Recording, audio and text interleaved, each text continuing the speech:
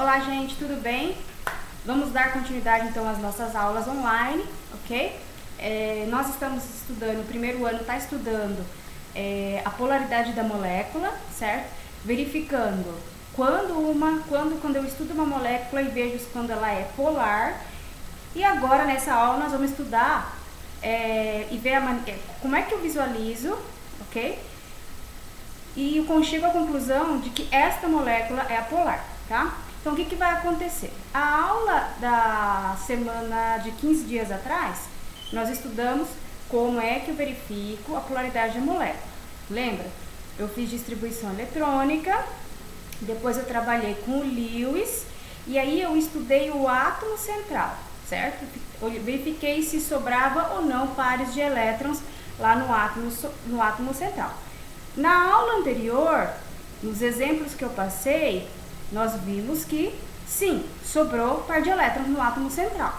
Então, gente, até lembra que eu dei um spoiler para a aula de hoje?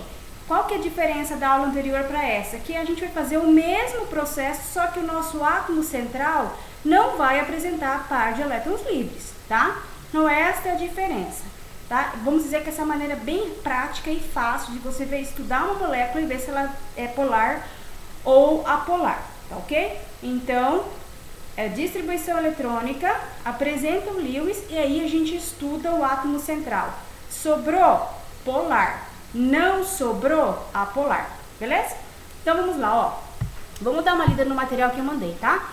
Diz assim, eu já vou direto na definição de molécula polar, tá? Quando uma molécula é formada por átomos de um único elemento químico, não há diferença de eletronegatividade e a molécula é apolar. Então, vamos lá. Aqui tem uma propriedade das moléculas, tá? Eletronegatividade. O que é isso?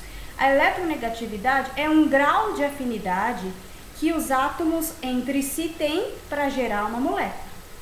Se não existe essa eletronegatividade, então quer dizer que não há polos. Então, não posso caracterizar se essa eletronegatividade é quase nula ou ela não é considerável, a gente caracteriza a molécula como apolar. Agora, se há bastante diferença de eletronegatividade, isso é um assunto que a gente vê um pouco mais para frente, quando a gente trabalha com aquela cadeia de eletronegatividade, que tem uma sequência de átomos, certo? Que a gente estuda lá dentro da tabela periódica, onde a gente mostra quais são os átomos mais eletronegativos, ok?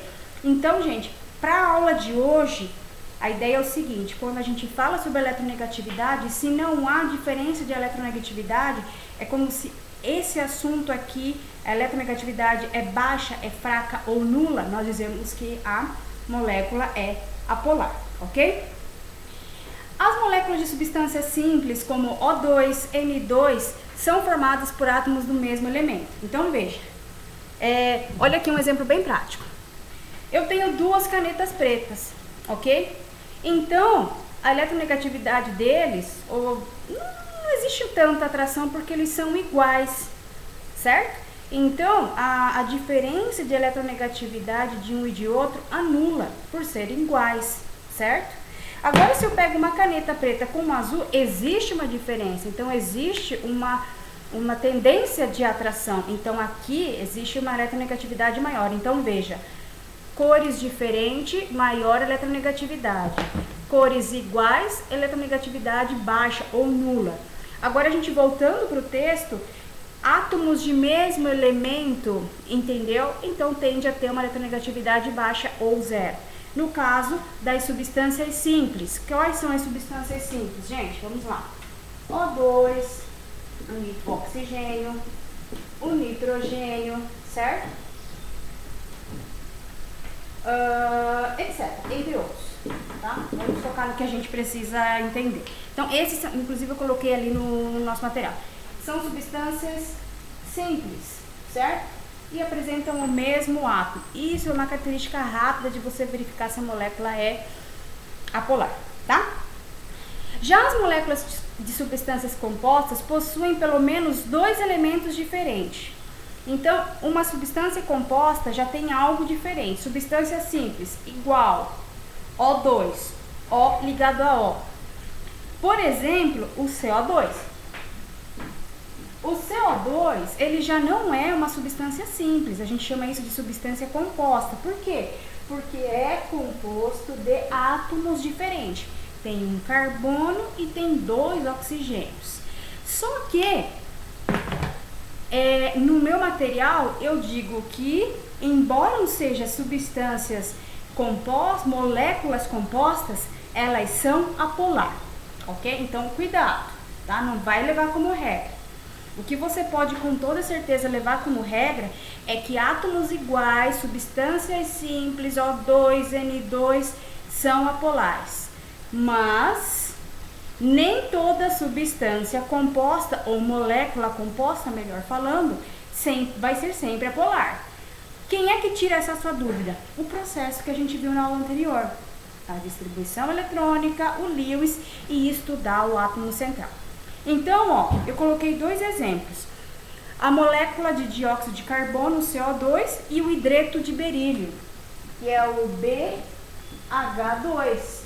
São substâncias compostas, pois esta molécula apresenta 2 átomos diferentes, só que quando a gente mostra, estuda detalhadamente, nós verificamos que eles são apolares, tá bem? Então, toma cuidado com isso. Nem tudo que é composto vai ser polar. Tranquilo? E aí, gente, continuando aqui no nosso material, eu já trago alguns exercícios, tá? Então, o que eu vou fazer? Antes de eu escolher um exercício para fazer com vocês, eu vou provar para vocês que essas 2 substâncias compostas, ok? Elas são polares, tá? Então, vamos lá. Então, vou fazer bem detalhadamente, da mesma forma que eu fiz na aula anterior, tá? Então, vocês vão ver que vai ser meio que a mesma aula, só que a gente vai verificar que o átomo central não sobra. Então, ó, vamos estudar o dióxido de carbono, o CO2, tá? Então, ó, tem o átomo de carbono e tem o átomo de oxigênio, tá? Então, lá na tabela periódica, eu já ensinei pra vocês, tá? Quando a gente vai fazer distribuição eletrônica, você tem que pegar o menor número, tá? O carbono, se você pegar uma tabela periódica, joga no Google, você vai achar o número 12 e o número 6. Distribuição eletrônica sempre é com o menor. Vou colocar aqui embaixo. O oxigênio também. Você vai achar o valor de 8 e o valor de 16. Trabalha com 8. Ok? Então, vamos lá. Vamos começar a fazer a distribuição eletrônica de cada um, tá? Então, ó. 1s2, 2s2, 2p2. Somando, 2, 4, 6. 6. Fechou. Oxigênio. 1s2, 2s2, 2p4. 2 e 2, 4. 4 mais 4, fecha 8. Beleza? Distribuição eletrônica, diagrama de Linus Pauling. Nós já vimos isso lá, há um bom tempo atrás. Bom, agora, vamos estudar a última camada. Neste caso, é este grupo aqui, ó. 2s2 e 2p2. E aqui, 2s2, 2p4. Ok? E aí eu vou anotar. Quantos elétrons na última camada? 4 elétrons. E aqui tem 6 elétrons. Tranquilo? Segundo passo. Vamos apresentar a fórmula de Lewis. Ok?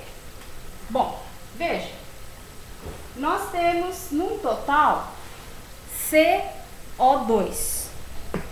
Um carbono para 2 oxigênios. Então, você concorda comigo que você tem um total de 3 átomos? Um carbono mais 2 oxigênios. Então, geralmente, falei isso na aula anterior também, tá? Geralmente, quando a gente, num total de moléculas, a gente tem esse número 3, tá? A gente tende a ter um átomo central, tá? Ele é que dá uma estabilidade para nossa molécula, tudo bem? Então, ó, você concorda comigo que aqui, ó, então vamos para cá.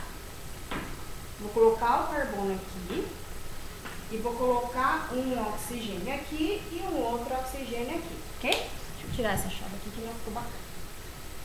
E eu vou agora completar com a quantidade de elétrons que tem na última camada, tá? Então, ó, o carbono tem 1, 2, 3, colocar então, ó, 1, 2, 3, 4, 5, 6. Aqui também, deixa eu trazer esse oxigênio mais pra cá. E aumentar. 1, 2, 3, 4, 5, 6. Então, veja que eu coloquei a quantidade de elétrons que a gente tem na nossa última camada. E agora eu vou obedecer a regra do octeto. E quando eu faço essa análise da regra do octeto, eu já vou, de certa forma, gente, estudando o meu átomo central. Quem é o meu átomo central? O carbono, ok? Então, o carbono tem 4. Ele precisa ganhar mais 4 para ficar com 8 elétrons e obedecer a regra do octeto. Então, vamos lá. 4, 5, 6, 7, 8. O que aconteceu? Alguém perdeu ou ganhou? Não. Teve compartilhamento, tá? Da mesma forma que o carbono gerou os seus 8 elétrons, né? Com esse compartilhamento, obteve os 8 elétrons, os caras laterais também tiveram os seus 8 elétrons, tá? Mas lembra que o nosso estudo foca no átomo central, tá? Então, o meu estudo é o átomo central. Veja que então nós temos 4 pares de elétrons, né? Então, nós temos aqui, ó, ligação covalente, covalente, covalente, covalente. Agora, dá uma olhada no seu átomo central. Existe algum par de elétrons sobrando? Não tem. Então, embora seja uma substância composta, com toda certeza o CO2 é apolar. Tranquilo? Este é o processo que eu quero que você faça nos exercícios, tá? Faz toda esta etapa. Distribuição, estuda a quantidade de elétrons na última camada, prepara o Lewis e olha para o teu átomo central. Não sobrou? É apolar. Tranquilo? Vamos para o próximo exemplo, que é o hidreto de berílio? Então, vamos lá. Aqui embaixo, BH2, tá? Deixa eu pegar só aqui o número atômico certinho do berílio para passar para vocês, tá? O berílio, se eu não me engano, ele tem 4 elétrons, quase acertei. 4 elétrons, eu ia falar 5, são 4, tá? Então, vamos lá. Então, vou estudar o berílio e o hidrogênio. Nós já vimos que o hidrogênio é 1, certo? E o berílio tem 4. Então, vamos lá.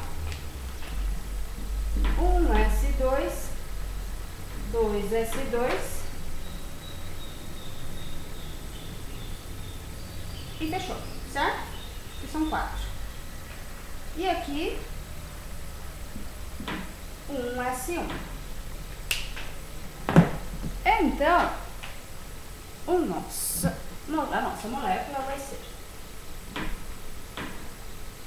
berílio. Vou colocar a linha vermelha para ficar igual.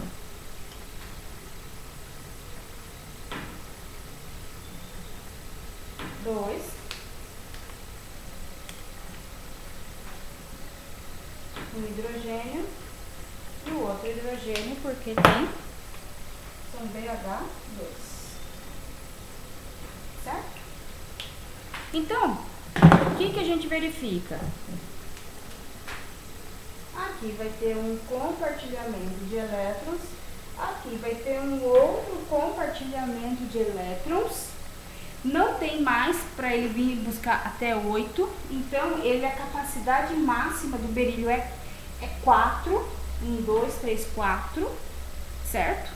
Se tivesse talvez mais 2 hidrogênios, aí ele iria até 8, mas não, é a quantidade máxima. Mas o que me importa, gente? Que o meu átomo central também não sobrou par de elétrons. Então, o que a gente conclui? Que ele é um apolar. Tranquilo?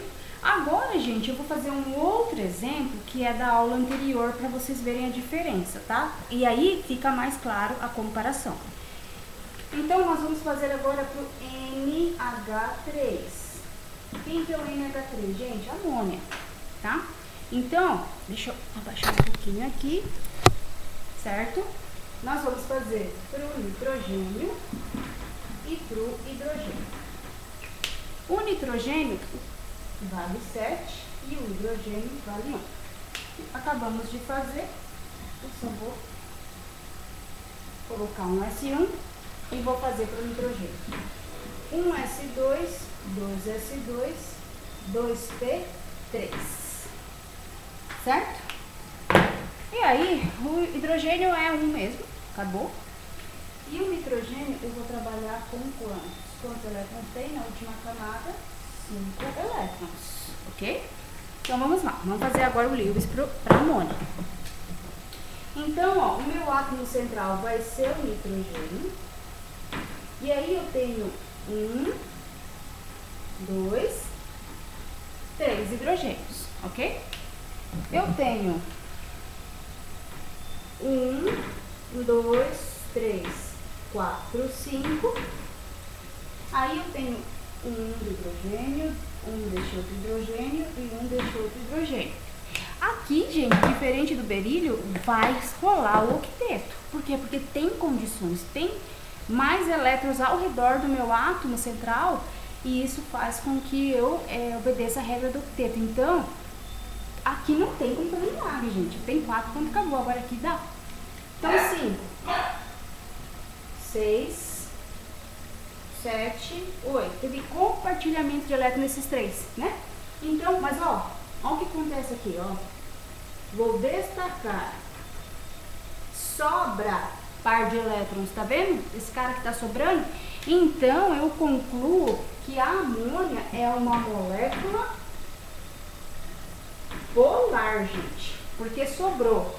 Agora, o hidreto de berílio e o CO2, ó o átomo central. Não sobra, não sobra. Então, esses dois casos são moléculas apolares. Já a amônia é uma molécula polar, tá? Então, com esses 3 exemplos, eu acho que vai ficar mais fácil de você entender e diferenciar uma molécula polar de uma molécula apolar, ok? E aí, vamos dar uma olhadinha em um exercício aqui, tá? Deixa eu ver aqui. Vamos lá.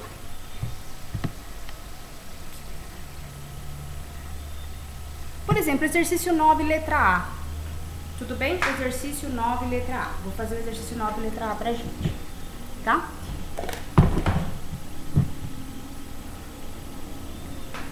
Ok. Então, agora a gente vai fazer o seguinte. Vamos colocar mais um exemplo, a molécula de água. E vamos estudar, ver se ela é polar ou apolar, ok? Então, vamos lá. Vou apagar esse exemplo do CO2. Tudo bem? H2O. Mesmo processo, gente, tá? Distribuição eletrônica, estuda a última camada, vê quantos elétrons tem, faz o Lewis e estuda o átomo central. Sobrou ou não sobrou, verifica e você já sabe o critério de como verificar se a molécula é polar ou apolar, tá? Então vamos lá. Hidrogênio e oxigênio, tá? Hidrogênio, 1, oxigênio, 8. Então é 1S1, aqui é 1S2, 2S2 e 2P4. Ok? Então vamos lá. Aqui tem 6 elétrons e aqui, gente, se você quiser destacar, vamos lá, foi 1 elétron, tá? O hidrogênio é 1 mesmo e acabou. Não tem o que discutir com o hidrogênio, tá? Veja, são 3 átomos no total. Então aqui é 1. O oxigênio eu concluo que é meu átomo central e aqui nós temos o quê? 2 hidrogênios, tá? Quantos elétrons na última camada do oxigênio? Nós temos 6. Então é 1, 2, 3, 4, 5, 6. O hidrogênio é 1 e esse outro hidrogênio é 1. 6. Aqui também é possível obedecer o octeto, lembrando que vamos dizer que a exceção então seria o berílio por conta dos 4. E na verdade porque são BH2, ok? Então 6, compartilhou 7, compartilhou aqui 8. Opa, legal, fechei o octeto. Mas ó, um par de elétrons que sobrou e outro par de elétrons que sobrou. Então eu concluo, gente, que a molécula de água é polar. Ok? Então, ó, qual dentre as moléculas abaixo é polar? A é polar. Vai e faz pro B, é polar? Certo? Ó, o B fica uma dica. O B são 2 átomos diferentes. Ok? Então, é o caso da caneta azul e caneta preta. Opa, existe eletronegatividade. Ok? Então, faz o seguinte. Quando você tiver 2 átomos, lembra das canetas.